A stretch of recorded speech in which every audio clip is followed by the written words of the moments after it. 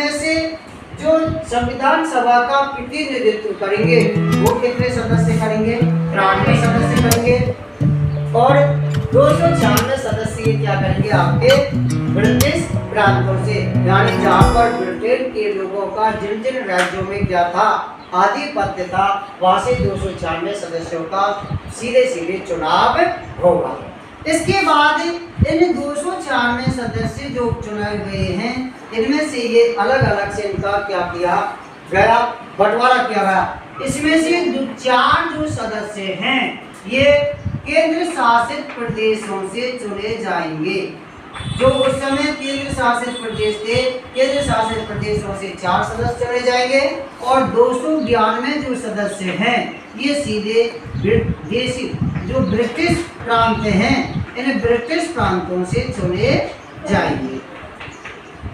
तो उस समय अपन के भारत में जो केंद्र शासित प्रदेश थे वो 4 थे। पहला है दिल्ली, दूसरा है कोरगे, तीसरा है बलूचिस्तान और चौथा है अजमेर मेरवाड़ा। कौन कौन से? दिल्ली, कोरगे, बलूचिस्तान और अजमेर मेरवाड़ा। इन 4 प्रांत केंद्र शासित प्रदेशों से 4 सदस्य चुने जाएंगे। बाकी के जो 292 सदस्य हैं ये ब्रिटिश प्रांतों से चुने जाएंगे और इनका चुनाव जनता के द्वारा किया जाएगा। तो ये कितने सदस्य हो गए भैया? 296 सदस्य। अब 296 सदस्य जो थे इनका चुनाव हुआ था और देशी रियासतों के कुछ राजा महाराजाओं ने भी चुनाव में क्या लिया था? भाग लिया था। संविधान सभा का गठन हो गया था और संविधान सभा की जो प्रथम बैठक थी वो बैठक हुई थी 9 दिसंबर 1940 को। संविधान सभा की क्या हुई थी? प्रथम बैठक। क्या हुई थी? संविधान सभा की प्रथम बैठक कब हुई थी? 9 दिसंबर 1940 को संविधान सभा की प्रथम बैठक हुई थी। इसमें अस्थायी जो अध्यक्ष बनाया गया, क्या बनाया गया? अस्थायी अध्यक्ष।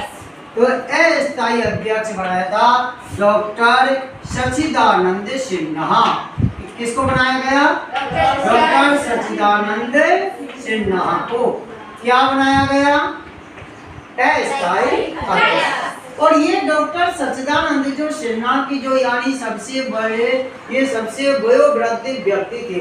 तो सबसे बड़े वयोवृद्ध व्यक्ति की जो परंपरा थी ये अपन ने ली थी फ्रांस के संविधान से। कहाँ से ली थी? फ्रांस के संविधान से ये परंपरा ली थी। तो अस्थायी अध्यक्ष बना दिया गया डॉक्टर सच्चिदानंद सिन्हा को। उसके बाद संविधान सभा की दूसरी बैठक हुई थी 11 दिसंबर 1940 को। कब हुई थी? 1940 को संविधान सभा की दूसरी बैठक हुई थी।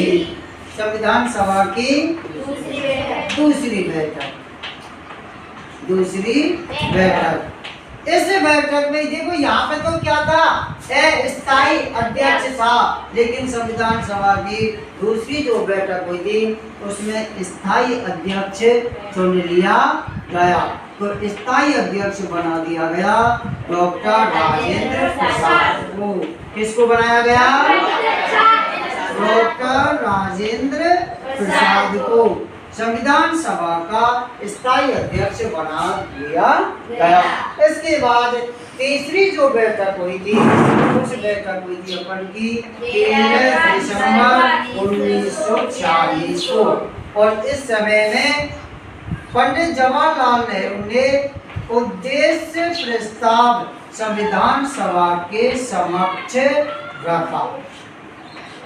उद्देश्य प्रस्ताव कब रखा? 13 दिसंबर 1940 को संविधान सभा में रखा गया, जिसको 22 जनवरी 1947 को स्वीकार किया गया। कब किया गया? 22 जनवरी 1947 को। और हमारे संविधान में जो उद्देश्य प्रस्ताव है, जैसे हमारी एक प्रस्तावना है। प्रस्तावना क्या है हमारी?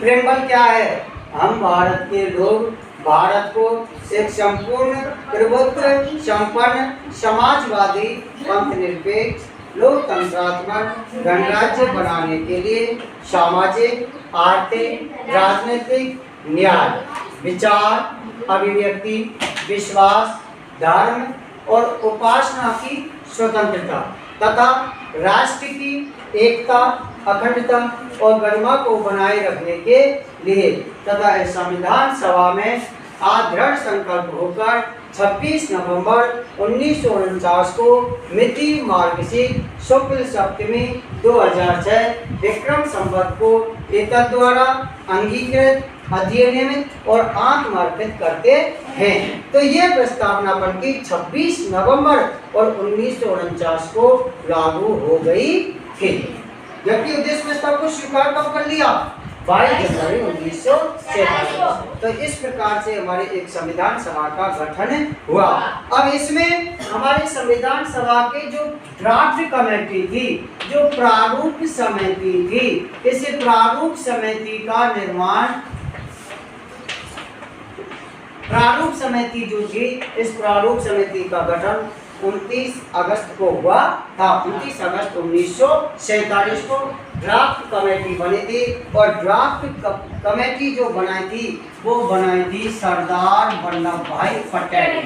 किसने बनाई थी? सरदार वल्लभ भाई पटेल ने बनाई गई थी। जबकि प्रारूप समिति के जो अध्यक्ष थे, बनाई तो किसने थी? सरदार वल्लभ भाई पटेल ने। और अध्यक्ष कौन थे? अध्यक्ष बनाया गया डॉक्टर भीमराव अंबेडकर। किसको बनाया गया? डॉक्टर भीमराव अंबेडकर को प्रारूप समिति का अध्यक्ष बनाया गया। इस प्रारूप समिति ने ही इस संविधान का जो प्रारूप था, जो रूपरेखा थी, उस रूपरेखा को उन्होंने क्या किया था? तैयार किया था। इसके बाद अलग अलग संविधान की समितियां बनी थी। मूल अधिकार समिति बनी थी, अल्पसंख्यक समिति बनी थी, झंडा समिति बनी थी। तो जिनके अलग अलग क्या बनाए गए थे? अध्यक्ष बनाए गए थे। तो ये क्या हुआ था? इस प्रकार से हमारी संविधान का निर्माण हुआ और निर्माण होकर के अपन ने क्या किया? संविधान को एक देश की प्रशासनिक व्यवस्था को चलाने के